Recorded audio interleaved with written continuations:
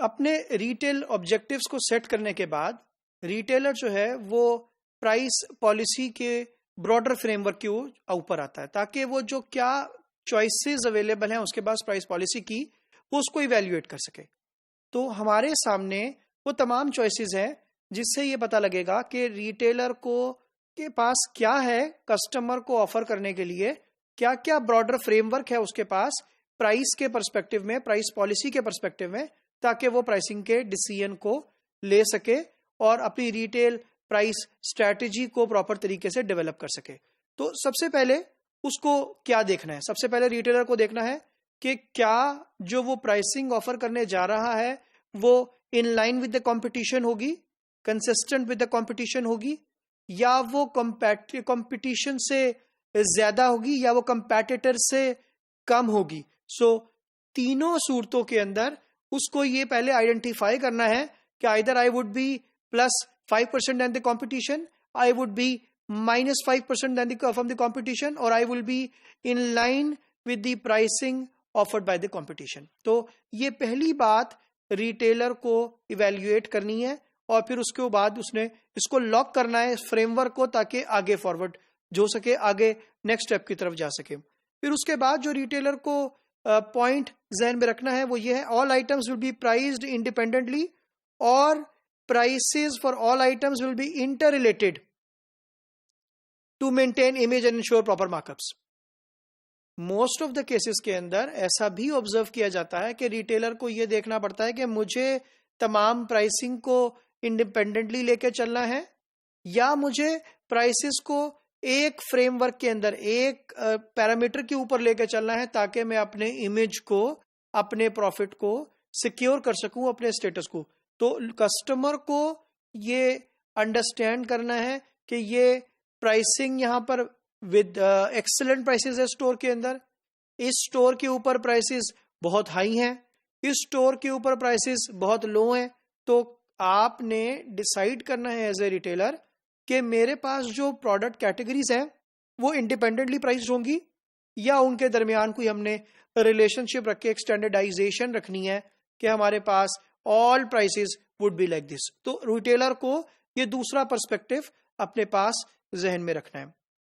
जो तीसरा price perspective reader को प्राइस के हवाले से अपने पास कंसिडरेशन में रखना है वो प्राइस लीडरशिप के हवाले से है। वो ये है कि क्या कंपेटिटर को फॉलो करेंगे आप, या कंपटीशन आपको फॉलो करेगा? क्या आप किसी को भी फॉलो नहीं करेंगे और आप अपनी प्राइसिंग के ऊपर चलते रहेंगे? नॉर्मली ऐसा ऑब्जर्व किया गया है कि रिटेलर ये करता है कि वो एज पर हिज स्ट्रैटेजी कि वो या तो डिसाइड करता है कि मैं प्राइस लीडरशिप लूंगा from our competition, so I would be the one as a retailer who will decide the market price and rest everyone will follow. This is number 1 approach. Number 2 approach ये है कि I will follow whatsoever is been done, price changes has been made by the competitor. तो इस case के अंदर आप price leadership position के बजाय प्राइस फॉलोशिप पोजीशन के ऊपर आ गए हैं। और तीसरा सिनेरियो के अंदर आप किसी को फॉलो नहीं कर रहे हैं, independently you are making your own prices. So irrespective of the fact के कंपटीशन की क्या प्राइस है, you have your own prices. Normally this is normally not a well recommended approach कि आप अपनी इंडिपेंडेंट प्राइसेस को फॉलो करते रहें without knowing, without understanding or without reacting to the competition prices। फिर जो लास्ट पाथ जो प्राइस पॉलिसी के पर्सपेक्टिव में इंपॉर्टेंट है वो ये है कि प्राइसेस जो है वो कांस्टेंट रहेंगी, कंसिस्टेंट रहेंगी over a period of, for example over a period of season, over a period of 6 months, over a period of 1 month, over a period of week, over a period of 14 days। So whatsoever is the period, वो prices fix रहेंगी या prices में change आता रहेगा, seasonality basis पे change होंगी या उसमें चेंज नहीं होंगी। तो आपको इस बात को भी डिसाइड करना है और एज ए रिटेलर डिफाइन करना है कि अपने ब्रॉडर प्राइस पॉलिसी के अंदर कि मुझे क्या अप्रोच लेके चलनी है आगे प्रोसीड करने के लिए, आगे फॉलो करने के लिए। फिर इसी तरीके से इन सारी बातों के ऊपर रिटेलर अपनी प्राइस स्ट्रैटेजी की फॉर्मेशन के ऊपर आता है। तो उसके पास 3 तरीके से ऑप्शंस नजर आती हैं। डिमांड ओरिएंटेड प्राइसिंग के ऊपर की बात है, फिर हम बात करते हैं कॉस्ट ओरिएंटेड प्राइसिंग की, और फिर हम बात करते हैं कंपटीशन ओरिएंटेड प्राइसिंग की। मैं स्टार्ट करता हूं लास्ट से, ताकि हम अंडरस्टैंड कर सकें इस बात को कि जो सबसे पहले बात जिसके ऊपर आपको रिएक्ट करना है दैट इज कंपटीशन। तो कंपटीशन ओरिएंटेड प्राइसिंग स्ट्रैटेजी क्या है कि जहां पर while keeping in consideration your competition you make your price, और बाय एस्टिमेटिंग और by making a forecast of the pricing जो कस्टमर करने जा रहा है उसकी बेसिस के ऊपर, एस्टिमेशन के ऊपर you change your pricing. For example as a retailer आप ये एक्सपेक्ट करते हैं कि लेट्स से इस पर्टिकुलर इवेंट के ऊपर the competition is going to react and will reduce price by 20%, and on the basis of this analysis, on the basis of this working, you reduce your pricing accordingly. So this approach is competition oriented approach. The approach can be proactive, the approach can be reactive, but in this scenario where you are following the competition, the approach is considered as a competition oriented approach. दूसरी approach हमारे पास cost oriented approach है.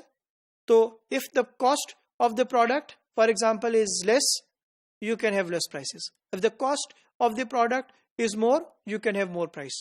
Or if the product is costly and the product is only with you, you can have your own price.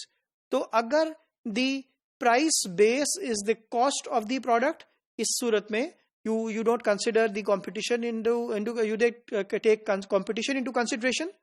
आप कहते हैं कि मैं cost मेरी जो आ रही है मैं उसकी बेसिस पे प्राइस सेट करूंगा, तो अल्टीमेटली कि आप कॉस्ट ओरिएंटेड अप्रोच की बात करते हैं। जब हम फर्स्ट की बात करते हैं which is demand oriented approach, तो बड़ा क्लियर है डिमांड ओरिएंटेड अप्रोच क्या है।